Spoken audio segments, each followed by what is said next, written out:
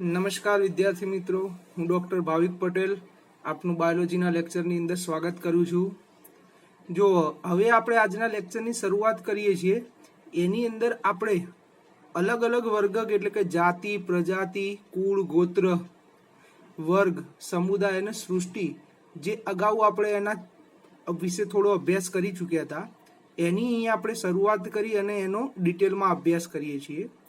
તો સૌપ્રથમ શરૂઆત કરીએ છીએ જાતિ. તો જાતિ કોને કહેવાય? તો કે ભાઈ મૂળભૂત સામ્યતાઓ ધરાવતા સ્વતંત્ર સજીવોના જૂથને આપણે શું કહીએ છીએ? જાતિ કહીએ છીએ. કે સજીવોનું એવું જૂથ કે જેની અંદર મોટા ભાગના લક્ષણોની અંદર શું હોય છે? સમાનતા જોવા મળતી હોય છે. તો આ જાતિ બીજી જાતિ કરતા અલગ કઈ રીતના પડે છે? તો એવું કહેવાય છે કે ચોક્કસ બાહ્યકાર વિદ્યા એટલે કે એના બાહ્ય લક્ષણો જે ખરા એના આધારે એક જાતિ અન્ય જાતિથી અલગ પડે છે. એટલે બાકીના બધા લક્ષણોમાં સમાનતા હોય પણ એના બાહ્ય લક્ષણોમાં જો જુદાપણું હોય તો એના કારણે એક જાતિ એ બીજી જાતિથી શું થાય છે? અલગ પડે છે. અહીંયા આપણે ઉદાહરણ લઈએ એટલે ખ્યાલ આવે કે ભાઈ પેન્થેરા લિયો, જેના આપણે સિંહ કહીએ છીએ, એનું વૈજ્ઞાનિક નામ પેન્થેરા લિયો થાય. મેન્જીફેરા ઇન્ડિકા એ આંબાનું વૈજ્ઞાનિક નામ છે અને સોલેનમ મેલોન્જેના એ રીંગણનું વૈજ્ઞાનિક નામ છે. તો અહીંયા વૈજ્ઞાનિક નામમાં આપણે ભણી ગયા હતા કે પ્રથમ પ્રજાતિ અને ત્યારબાદ કોનો ઉલ્લેખ થાય? જાતિનો. તો અહીંયા લિયો, ઇન્ડિકા, મેલોન્જેના આ બધી જે ખરી એ બધી આપણે શું જાણીએ છીએ કે ભાઈ જાતિઓ છે કે જેની અંદર દરેકના લક્ષણની અંદર કંઈક અલગપણું છે. બરાબર? તો આ રીતના અલગ અલગ જાતિઓ અસ્તિત્વમાં આવી અને દરેક જાતિને એક ચોક્કસ વૈજ્ઞાનિક નામ આપવામાં આવ્યું કે જે વૈજ્ઞાનિક નામ અન્ય કોઈ સજીવમાં આપણે ઉપયોગમાં લેતા નથી. દાખલા તરીકે પેન્થેરા લિયો સિંહનું વૈજ્ઞાનિક નામ આપવામાં આવ્યું તો આ પેન્થેરા લિયો કોઈ અન્ય સજીવ માટે આપણે વૈજ્ઞાનિક નામનો ઉપયોગ કરી શકીએ નહીં. તો એવું કહેવાય છે કે વર્ગીકરણની અંદર સૌથી નાનામાં નાનો એકમ આપણે કયો જાણીએ છીએ? જાતિ જાણીએ છીએ. બરાબર? વ્યાખ્યા પૂછાય તો આપણને ખ્યાલ આવવો જોઈએ. ચલો હવે જાતિથી થોડા આપણે આગળની તરફ જવાનો પ્રયત્ન કરીએ અને એના પછી વાત કરીએ છીએ પ્રજાતિ. તો પ્રજાતિ વિશે આપણે શું કહેતા હતા કે ભાઈ નજીકના ગાઢ સંબંધો ધરાવતી જાતિઓ ભેગા મળીને શું રચે છે? પ્રજાતિ.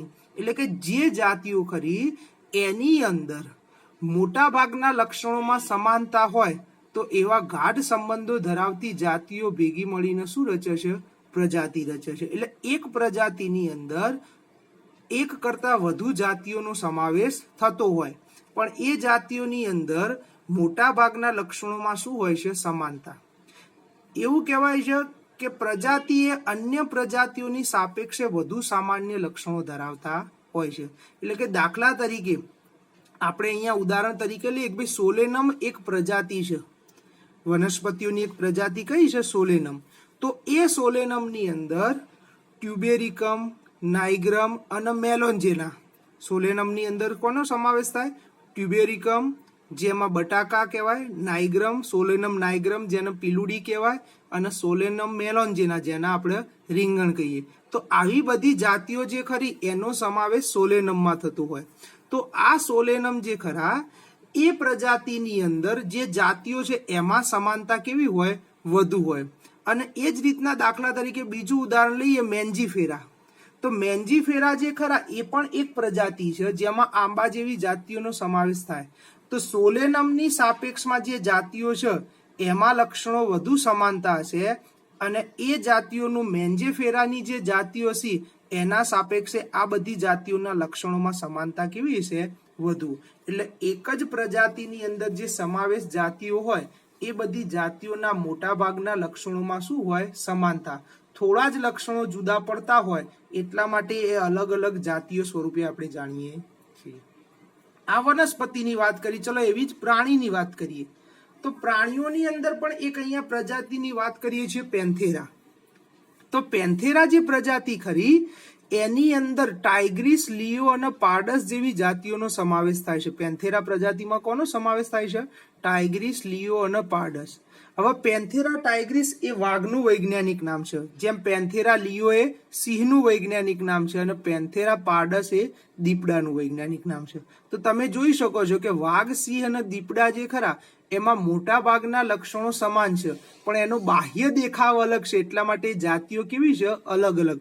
બાકી એમને શિકાર કરવાની પદ્ધતિ, એમના નહોર, ચાર જોડ ઉપાંગો, એના મુખની રચના, તમે આ બધી રચનાઓ જોશો ને તો એમાં ઘણી બધી સમાનતા છે, પણ એના બાહ્યકાર દેખાવો અલગ અલગ હોવાના કારણે આપણે એને અલગ અલગ જાતિ તરીકે ઓળખીએ છીએ. પણ એ બધાની પ્રજાતિ કઈ કહેવાય? પેન્થેરા. તો પરીક્ષામાં તમને 2 માર્ક્સમાં પૂછાય પ્રજાતિ અને ઉદાહરણ સહિત સમજાવો, તો આપણે પ્રજાતિ કોને કહેવાય અને એની અંદર સોલેનમ અને પેન્થેરા જે ખરા એ બંનેના તમે ઉદાહરણ આપી શકો. તો પહેલું જાતિ જોયું. જાતિ પછી એનાથી મોટો વર્ગ આપણે ભણ્યા પ્રજાતિ. હવે એનાથી આપણે મોટા વાત કરીએ છીએ કુળ. એનાથી મોટાની આપણે વાત શું કરીએ છીએ? કુળ. તો હવે અહીંયા કુળની વાત કરતા હોઈએ તો હવે કુળની અંદર આપણે શું ધ્યાન રાખીશું? તો કુળ જેને આપણે ફેમિલી કહીએ છીએ ઇંગ્લિશમાં, જાતિને સ્પીસીસ કહેવાય, પ્રજાતિને જીનસ કહેવાય અને કુળને શું કહેવાય? ફેમિલી. તો એવું કહેવાય છે કે સંબંધિત પ્રજાતિઓ ભેગા મળીને કુળની રચના કરે છે. એટલે કે જે પણ પ્રજાતિઓની અંદર થોડા થોડા લક્ષણોમાં સામ્યતા હોય એવી પ્રજાતિઓ ભેગા મળીને શેની રચના કરે છે? કુળની અંદર. કુળ એ પ્રજાતિ અને જાતિની સાપેક્ષમાં કેવી સામ્યતા ધરાવે છે? ઓછી. આપણે પેલા ચાર્ટ ભણ્યા હતા એમાં કીધા હતા કે જાતિથી જેમ જેમ સૃષ્ટિ તરફ જતા જઈશું એમ એમ સામ્યતાઓ ઘટતી જશે અને ભિન્નતાઓ શું થતી જશે? વધતી જશે. એટલે કુળની સાપેક્ષમાં પ્રજાતિ અને જાતિ જે ખરા એ બેમાં લક્ષણોમાં સમાનતા વધુ હોય, જ્યારે કુળની અંદર લક્ષણોમાં સમાનતા કેવી હોય? ઓછી હોય. કેમ કે ભાઈ એક કુળની અંદર દાખલા તરીકે 10 પ્રજાતિ આવતી હોય અને 10 પ્રજાતિઓની અંદર દરેક પ્રજાતિમાં 5-5 જાતિ આવતી હોય, તો આ રીતના 50 અલગ અલગ સજીવો એક જ કુળમાં આવતા હોય, તો નો ડાઉટ કે 50 સજીવોની અંદર મોટા ભાગના લક્ષણોમાં સમાનતા હોય નહીં.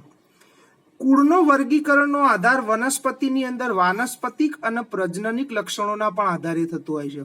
બરાબર. વનસ્પતિની અંદર કુળનો વર્ગીકરણ જે ખરો એ વાનસ્પતિક અને પ્રજનનિક લક્ષણોના આધારે જોવા મળતું હોય છે. તો કે ભાઈ આ કુળની અંદર આપણે કયા કયા સજીવોના ઉદાહરણ તરીકે આપણે અહીંયા કુળનો ઉદાહરણ લઈએ, તો આપણે અહીંયા કુળનું ઉદાહરણ જોઈએ એટલે ખ્યાલ આવે. તો જો કુળના ઉદાહરણની અંદર આપણે પહેલા જોઈએ છીએ સોલેનેસી કુળ. વનસ્પતિની અંદર કયું કુળ છે? સોલેનેસી કુળ. સોલેનેસી કુળની અંદર સોલેનમ, સોલેનમની અંદર બટાકા, રીંગણ અને પીલુડી જેવી જાતિઓ, આ સિવાય ધતુરા અને પેટુનિયા જે ખરા એવા બધા સજીવો જે ખરા એનો સમાવેશ કયા કુળની અંદર થતો હોય છે? સોલેનેસી કુળ. તો એમાં સોલેનમ જેવી પ્રજાતિ, ધતુરો અને પેટુનિયા આ બધા સજીવોનો સમાવેશ શેમાં થતો હોય છે? સોલેનેસી કુળ. એવી જ રીતના તમને અહીંયા પ્રાણીઓની અંદર એક કુળ આપ્યું છે અને પ્રાણીઓની અંદર ફેલિડી કુળ આપ્યું છે. તો ફેલિડી કુળ જે ખરા એમાં પેન્થેરા અને ફેલિસ જેવી પ્રજાતિઓનો સમાવેશ થાય છે. ફેલિડી કુળમાં કોનો? પેન્થેરા અને ફેલિસ. હવે પેન્થેરામાં તો આપણે ભણી ગયા હતા વાઘ, સિંહ અને દીપડા જેવી જાતિઓનો સમાવેશ કયા કુળમાં થાય? પેન્થેરા. પણ ફેલિસ જે કુળ ખરા એની અંદર બિલાડી, આ યાદ રાખજો, ફેલિસ કુળની અંદર કઈ? બિલાડી જેવી જાતિઓનો સમાવેશ થતો હોય. તો વનસ્પતિમાં સોલેનેસી કુળ અને પ્રાણીઓની અંદર ફેલિડી કુળ. ત્રીજું ચોપડીમાં નથી આપ્યું પણ એક યાદ રાખજો, કોલમ્બિડી કુળ જે ખરું ને એ પણ એક પ્રાણીઓનું કુળ છે. કોલમ્બિડી, જેમાં કબૂતર અને હોલા જેવી જાતિઓનો સમાવેશ થાય છે. કોલમ્બિડીમાં કોનો સમાવેશ થાય છે? કબૂતર અને હોલા. જ્યારે આપણે કોઈ પણ કુળનો અભ્યાસ કરતા હોઈએ તો મોટા ભાગના કુળ જે ખરા એની પાછળ એસી પ્રત્યય લાગે છે. ઇંગ્લિશમાં ACE અને ગુજરાતીમાં કહેવાય તો એસી. સોલેનેસી, ફેબેસી, લિલિએસી. બરાબર. તો આવા પ્રત્યય જે ખરા એ એસી પ્રત્યય કુળની પાછળ લાગતો હોય છે. કોઈક વખત MCQમાં પૂછાય કે કુળની પાછળ કયો પ્રત્યય લાગવામાં આવે છે, તો એસી પ્રત્યય લાગે છે. તો આપણે પહેલું જાતિ, પ્રજાતિ અને કુળ. બરાબર. જો હવે કુળ પછી આપણે મહત્વના પોઈન્ટ તરફ જઈએ છીએ. ગોત્ર. ગોત્રને ઇંગ્લિશમાં આપણે ઓર્ડર તરીકે ઓળખીએ છીએ. તો હવે ગોત્રની આપણે વાત કરીએ તો એવું કહેવાય છે કે સમાન લક્ષણો ધરાવતા કુળ ભેગા મળીને શું રચે છે? ગોત્ર રચે છે. કેમ કે કુળ ભેગા મળે તો એમાંથી શેનું નિર્માણ થાય? ગોત્ર. જેમ આપણે જાતિ, પ્રજાતિ અને કુળ આ ત્રણેયમાં સમાન લક્ષણો આધારિત આપણે કક્ષાઓ જોઈ. જાતિ જે ખરી એમાં પણ લક્ષણોમાં સમાનતા હતી, પ્રજાતિની પણ અંદર લક્ષણોમાં સમાનતા હતી અને કુળની અંદર એમાં આપણે સજીવના વ્યક્તિગત લક્ષણોના આધારે એના સમાન અને અસમાનતાને આપણે જુદી કરી. જાતિ, પ્રજાતિ અને કુળની અંદર દરેક સજીવના વ્યક્તિગત લક્ષણોને, દાખલા તરીકે કોઈ પ્રાણી હોય તો વાઘના વ્યક્તિગત લક્ષણો, વનસ્પતિ હોય તો બટાકાના વ્યક્તિગત લક્ષણોના આધારે આપણે એને કક્ષાઓ પાડી. પણ એનાથી જ્યારે કુળથી ઉપર આપણે ગોત્ર અને ગોત્રથી ઉપર જ્યારે શ્રેણી વર્ગ અને સમુદાયની અંદર વાત કરીએ છીએ તો એની અંદર લક્ષણોના સમૂહના આધારે વર્ગીકરણ થાય છે. આ યાદ રાખજો, પરીક્ષામાં પૂછાય કે ગોત્ર અને ગોત્રથી ઉપરના ઉચ્ચ વર્ગની અંદર એટલે કે કક્ષાઓ હોય કે શ્રેણીઓ હોય તો એવા બધામાં લક્ષણોનો સમૂહ, કોઈ ઇન્ડિવિજ્યુઅલ લક્ષણને ધ્યાનમાં નથી લેવામાં આવતું કે ભાઈ એની અંદર નહોર ધરાવે છે કે નથી ધરાવતા, એની અંદર શરીરની અંદર આ પટ્ટાઓની રચના જોવા મળે છે કે નથી, એ વ્યક્તિગત લક્ષણો થયા. આમાં આખા લક્ષણોનો સમૂહ જોવામાં આવે, બરાબર. અને જો એ લક્ષણોના સમૂહમાં સામ્યતા હોય તો પછી એનો સમાવેશ આપણે એક ગોત્રમાં કરીએ છીએ. તો હવે અહીંયા ગોત્રના ઉદાહરણ અહીંયા આપણે જોઈ લઈએ કે ગોત્રની અંદર આપણે અહીંયા બે ઉદાહરણ લીધા છે, એક વનસ્પતિ ઉપર અને એક પ્રાણી આધારિત. તો પોલિમોનિયલ્સ જે ખરા એ વનસ્પતિનું ગોત્ર છે. આ યાદ રાખજો, શબ્દ થોડા અટપટા છે.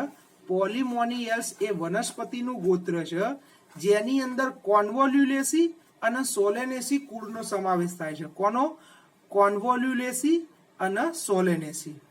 હવે કોન્વોલ્યુલેસીમાં સક્કરિયા અને પાલક જેવી જાતિઓનો સમાવેશ થાય છે. કોન્વોલ્યુલેસીમાં શેનો સમાવેશ થાય? સક્કરિયા અને પાલક જેવી.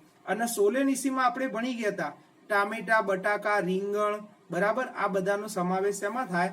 સોલેનેસીમાં. તો પોલિમોનિયલ્સ એ વનસ્પતિઓનું ગોત્ર છે. એવી જ રીતના કાર્નિવોરા જે ખરા ને આ પ્રાણીઓનું ગોત્ર છે. કાર્નિવોરા એટલે કે જે પ્રાણીઓ ખરા એ માંસાહારનો ઉપયોગ કરતા હોય બધાને કાર્નિવોરા કહી શકીએ છીએ આપણે. તો એમાં કેનિડી અને ફેલિડી. કેનિડીની અંદર કૂતરા, યાદ રાખજો, કેનિડી એ કુળ છે જેમાં કૂતરાનો સમાવેશ થાય, ફેલિડી એ કુળ છે જેમાં બિલાડીનો. એટલે ઘણી વખત આપણે નહીં કહેતા કે કૂતરા બિલાડી જેવો સંબંધ છે, કેમ કે બંનેના ગોત્ર તો કેવા છે? એક જ છે. તમે કૂતરા અને બિલાડી બંનેના કુળ અલગ અલગ છે પણ એના ગોત્ર તમે જુઓ તો ગોત્ર તો કેવા છે? એક જ. તો કાર્નિવોરા જે ખરા એમાં કેનિડી અને ફેલિડી કુળનો સમાવેશ થાય છે. જો ગોત્ર, કુળ આ બધા મહત્વના પોઈન્ટ છે. પરીક્ષાની અંદર આ 2 માર્ક્સની અંદર પૂછાતા હોય છે. ઉદાહરણ તમારે લખવું જ પડે, બરાબર. તો એ પ્રમાણે તમારે એને તૈયાર રાખવું પડે. તો આપણે અહીંયા ચોથા નંબરનો પોઈન્ટ કયો ભણ્યા? કુળ ભણ્યા, ગોત્ર ભણ્યા. હવે ગોત્રથી આપણે આગળની તરફ જવા માંગીએ છીએ અને એના આગળ આપણે અહીંયા ભણવાનું છે ગોત્ર પછી વર્ગ. તો અહીંયા આગળના પોઈન્ટ આપણે જોઈએ તો વર્ગ, જેને આપણે ઇંગ્લિશમાં ક્લાસ કહીએ છીએ, તો કે ભાઈ નજીકના સંબંધિત ગોત્રો ભેગા મળીને શેની રચના કરે છે? વર્ગની.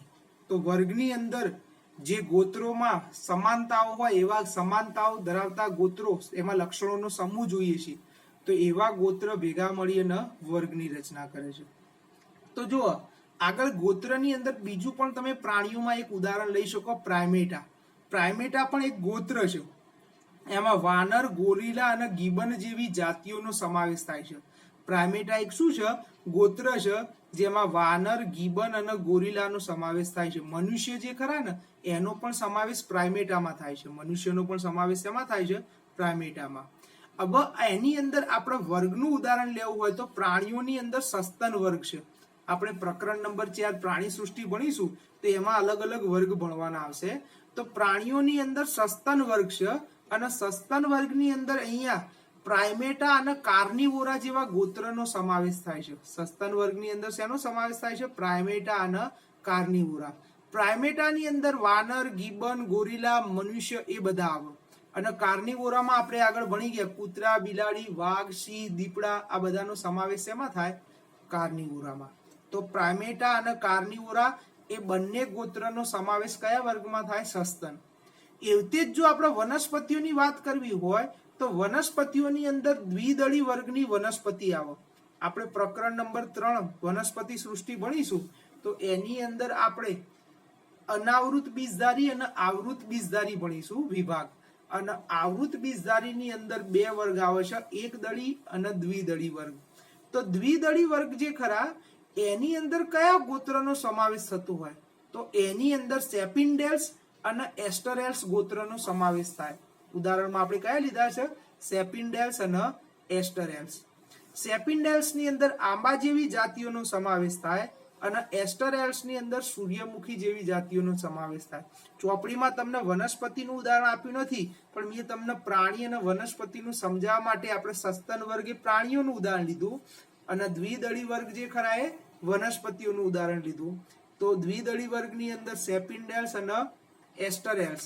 સેપિન્ડેલ્સ ની અંદર આંબા જેવી જાતિઓ અને એસ્ટરેલ્સ ની અંદર સૂર્યમુખી જેવી જાતિઓનો સમાવેશ થાય છે. પાંચમો પોઈન્ટ વર્ગ ભણ્યા. હવે આગળ છઠ્ઠા પોઈન્ટ તરફ જઈએ છીએ, સમુદાય. તો સમુદાયની અંદર આપણે શું કહીશું કે ભાઈ વર્ગો ભેગા મળીને શું રચતા હશે? સમુદાય, જેને ઇંગ્લિશમાં ફાયલમ કહીએ છીએ. તો સમુદાયની અંદર પ્રાણી સૃષ્ટિની અંદર આપણે મેરુદંડી સમુદાયની વાત કરીએ છીએ. પ્રાણી સૃષ્ટિમાં કયા સમુદાયની વાત કરીએ છીએ? મેરુદંડી. મેં તમને જ્યારે આગળ ભણાવી હતું ત્યારે કીધું હતું કે પ્રાણીઓની અંદર સમુદાય શબ્દ વપરાય અને વનસ્પતિઓની અંદર વિભાગ શબ્દ વપરાય. બંને છ એક જ, પણ પ્રાણી સૃષ્ટિમાં એને સમુદાય કહેવાય અને વનસ્પતિ સૃષ્ટિમાં એને વિભાગ કહેવાય. તો મેરુદંડીની અંદર ઉભયજીવી, મત્સ્ય, સરીસૃપ, વિહંગ અને સસ્તન, આ બધા જે ખરા વર્ગ એનો સમાવેશ શેમાં થાય છે? મેરુદંડીમાં. ઉભયજીવી, મત્સ્ય, સરીસૃપ, વિહંગ અને સસ્તન. એવતે જ વનસ્પતિઓની અંદર મેં કીધું હતું ને, આવૃત બીજધારી વિભાગ આવે છે કે જેની અંદર એક દળી અને દ્વિદળી વર્ગની વનસ્પતિઓનો સમાવેશ થાય. શેની અંદર? આવૃત બીજધારીમાં. હવે એક દળી વર્ગની વનસ્પતિઓમાં ઘઉં અને મકાઈ જેવી જાતિઓનો સમાવેશ થાય અને દ્વિદળી વર્ગની વનસ્પતિઓમાં વાલ, વટાણા, ચણા આ બધાનો સમાવેશ શેમાં થાય? દ્વિદળી વર્ગની વનસ્પતિઓમાં. તો એક આપણે પ્રાણી સૃષ્ટિની અંદર મેરુદંડી સમુદાયનું ઉદાહરણ જોયું અને વનસ્પતિ સૃષ્ટિની અંદર આવૃત બીજધારી વિભાગનું આપણે ઉદાહરણ જોયું. અને છેલ્લા હવે અહીંયા વાત કરી છે સૌથી ઉચ્ચ કક્ષા જે ખરી, જેને આપણે સૃષ્ટિ તરીકે ઓળખીએ છીએ, બરાબર? સૌથી વર્ગીકરણમાં મોટામાં મોટો એકમ સૃષ્ટિ, જેને કિંગડમ કહેવાય છે. તો એવું કહેવાય છે કે વિવિધ સમુદાયોમાં સમાવિષ્ટ બધા જ પ્રાણીઓ કે વનસ્પતિઓનો સૌથી ઉચ્ચ કક્ષાનો દરજ્જો, જેને શું કહેવાય છે? સૃષ્ટિ. વિવિધ સમુદાયોમાં સમાવિષ્ટ પ્રાણીઓ અને વિવિધ વિભાગો ધરાવતી વનસ્પતિઓ, એમાં સૌથી ઉચ્ચ કક્ષાનો દરજ્જો જે ખરો એને આપણે શું કહીએ છીએ? સૃષ્ટિ કહીએ છીએ. તો સૃષ્ટિ જે ખરા સજીવની અંદર અહીંયા આપણે મુખ્ય બે સૃષ્ટિની વાત કરીએ છીએ, વનસ્પતિ સૃષ્ટિ અને પ્રાણી સૃષ્ટિ. આમ તો વિટેકરે 5 સૃષ્ટિ વર્ગીકરણ આપ્યું હતું, જેમાં મોનેરા સૃષ્ટિ, પ્રોટિસ્ટા સૃષ્ટિ, ફૂગ સૃષ્ટિ, વનસ્પતિ સૃષ્ટિ અને પ્રાણી સૃષ્ટિ. પણ આપણે અહીંયા સમજવા માટે કહીએ છીએ કે ભાઈ વનસ્પતિઓનો સમાવેશ થતો હોય વનસ્પતિ સૃષ્ટિ અને જેની અંદર પ્રાણીઓનો સમાવેશ થતો હોય પ્રાણી સૃષ્ટિ. આ સૌથી ઉચ્ચ કક્ષાનો દરજ્જો છે. જાતિ જે ખરા એ સૌથી વર્ગીકરણમાં નિમ્ન કક્ષાનો દરજ્જો હતો અને સૃષ્ટિ જે ખરા એ વર્ગીકરણની અંદર સૌથી ઉચ્ચ કક્ષાનો દરજ્જો છે, બરાબર? તો બંનેની અંદર આપણે આ નિમ્ન કક્ષા અને ઉચ્ચ કક્ષાની આપણે વાત કરી. તો જાતિથી લઈ અને મેં તમને અહીંયા સૃષ્ટિ સુધી જે ખરા એની અંદર અલગ અલગ ઉદાહરણ સહિત સમજાવવાનો પ્રયત્ન કર્યો કે જેથી તમને પરીક્ષામાં પૂછાય તો તમે ઉદાહરણ સહિત એની સમજૂતી આપી શકો. હવે એના આધારિત ચોપડીની અંદર તમને કીધું છે, જો સૃષ્ટિમાં યાદ રાખજો કે જાતિથી સૃષ્ટિ તરફ જતા જઈએ એમ એમ સામ્યતાઓ ઘટતી જાય અને ભિન્નતાઓ વધતી જાય. અને ઉલટું યાદ રાખો, સૃષ્ટિથી જાતિ તરફ જતા જઈએ એમ એમ શું થતું જાય? ભિન્નતાઓ ઘટતી જાય અને સમાનતાઓ શું થતી જાય? વધતી જાય, બરાબર? તો ચોપડીની અંદર આપણને આના આધારિત એક ટેબલ આપ્યું છે, જે આપણે ટેબલને સમજીએ. તો આ ટેબલની અંદર જુઓ, મનુષ્ય, ઘરમાખી બે આપણે પ્રાણી સૃષ્ટિના સજીવોની વાત કરી છે અને આંબો અને ઘઉં એ આપણે બે વનસ્પતિ સૃષ્ટિના સજીવોની વાત કરી છે. તો આની અંદર દરેક સજીવનું વૈજ્ઞાનિક નામ, એની પ્રજાતિ, કુળ, ગોત્ર, વર્ગ, સમુદાયિક વિભાગની વાત કરી છે. તો અહીંયા મનુષ્યનું વૈજ્ઞાનિક આપણે જાણીએ છીએ કે હોમો સેપિયન્સ છે. એમાં પ્રથમ શબ્દ પ્રજાતિ હોય એટલે હોમો શું થાય? પ્રજાતિ. કુળ એનું હોમિનિડી, મનુષ્યનું કુળ કયું છે? હોમિનિડી. ગોત્ર છે પ્રાઇમેટા, મનુષ્યનું ગોત્ર કયું છે? પ્રાઇમેટા. વર્ગ કયો આવે? સસ્તન અને સમુદાય કયો આવે? મેરુદંડી. જે આગળ આપણે ચર્ચા કરી હતી ગોત્ર, વર્ગ અને સમુદાય. તો એવી જ રીતના ઘરમાખીની વાત કરીએ તો મસ્કા ડોમેસ્ટિકા, પ્રજાતિ મસ્કા, કુળ એનું મસ્કીડી, ગોત્ર ડિપ્ટેરા, વર્ગ કીટક અને સમુદાય સંધિપાદ. બરાબર. એવી જ રીતના વનસ્પતિઓમાં બે ઉદાહરણ આપ્યા છે. આંબો મેન્જીફેરા ઇન્ડિકા, આપણે આગળ વૈજ્ઞાનિક નામ ભણી ગયા. એની અંદર પ્રજાતિ મેન્જીફેરા, એનું કુળ અને ગોત્ર ખાસ યાદ રાખજો. કુળ છે એનાકાર્ડિયેસી અને ગોત્ર છે સેપિન્ડેલ્સ. બરાબર. કુળ કયું છે? એનાકાર્ડિયેસી અને ગોત્ર કયું છે? સેપિન્ડેલ્સ. વર્ગ છે એનો દ્વિદળી અને વિભાગ આવે આવૃત બીજધારી. એવી જ ઘઉંની વાત કરીએ તો ઘઉંનું વૈજ્ઞાનિક નામ છે ટ્રિટિકમ એસ્ટિવમ. ટ્રિટિકમ એની પ્રજાતિ છે, પોએસી એનું કુળ છે, ગોત્ર છે પોએલ્સ, વર્ગ એક દળી છે અને સમુદાય એનો આવે આવૃત બીજધારી. તો અહીંયા ચેપ્ટરની અંદર આપણે મહત્વનું એક અહીંયા ભાગ પૂરો કર્યો. હવે બીજો એક ચેપ્ટરમાં થોડો ભાગ બાકી છે, એ છે વર્ગીકરણના સાધનો, જેનો આપણે નેક્સ્ટ વિડીયોની અંદર ચર્ચા કરીશું.